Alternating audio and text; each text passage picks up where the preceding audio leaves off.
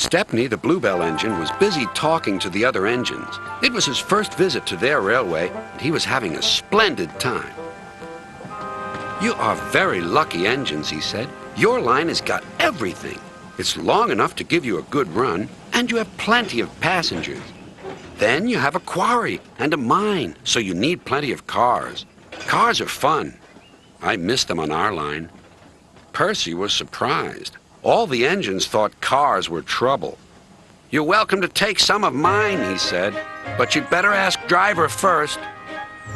Their drivers agreed, and the two engines set off.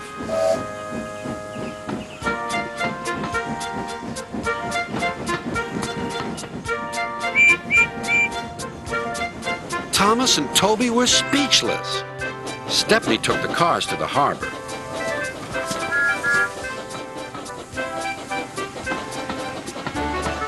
Then he picked up a load of empty ones and started back.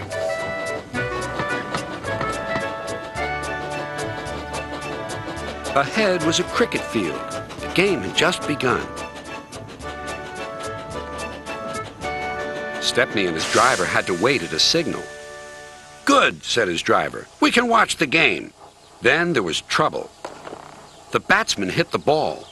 It flew high into the sky toward Stepney's train. Clunk went the signal. Thump went the ball into a car, but neither driver nor fireman heard it.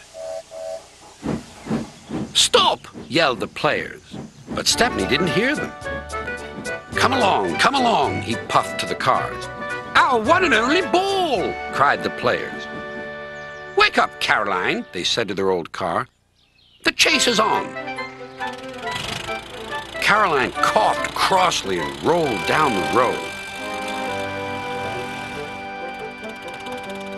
Stepney wasn't hurrying.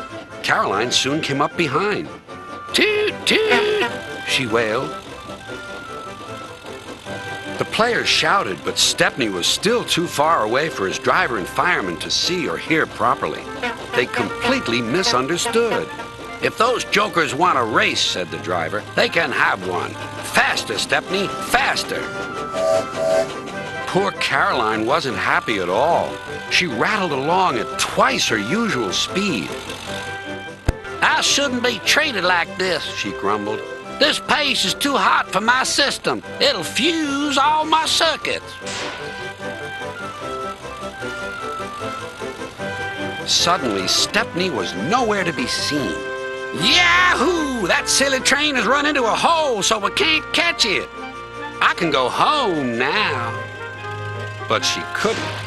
Her driver pounded Caroline on up the steep hill and then down the other side toward the station. Stepney was already there when Caroline cluttered in. "We need our ball back," cried the players, and explained everything. The ball was nestled under some straw in the third car from the van. "We've found it," cried a player. "We're sorry," sighed the driver. "Oh, you couldn't help it," replied the player. "Now we must get back quickly." "You'll be lucky," said the driver. Caroline looks worn out. And she was.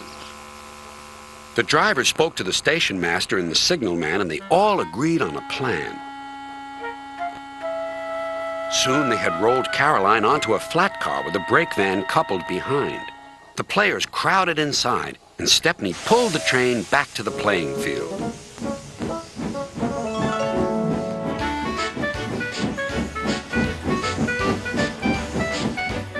Everyone enjoyed watching the game.